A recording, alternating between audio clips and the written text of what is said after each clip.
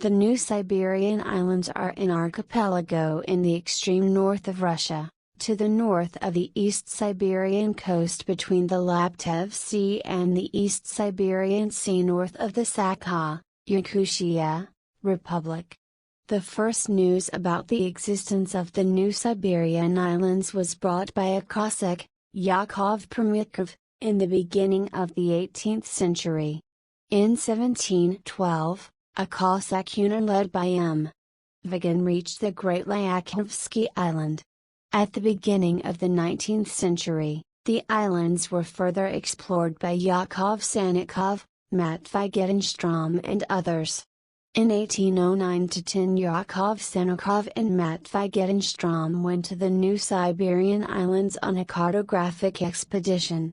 Yakov Sannikov reported the sighting of a new land north of Kotelny in 1811. This became the myth of Zemlya Sannikova or Sannikov Land. In 1886 Eduard von Toll, during his first visit to the New Siberian Islands, thought that he had seen an unknown land north of Kotelny Island. He guessed that this was the so-called Zemlya Sannikova. Polar explorer and scientist Eduard Toll paid a further visit to this island group in the spring of 1892, accompanied only by one Cossack and 3 natives. He traveled over the ice in sleds drawn by dogs and reached the south coast of Great Lyakhovsky Island.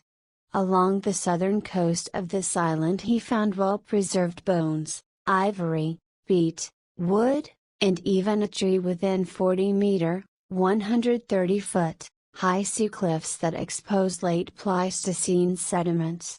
These sediments are cemented by permafrost and have accumulated periodically over the last 200,000 years. In September 2014, the Russian Navy re-established a Soviet air naval base which had laid abandoned since 1993.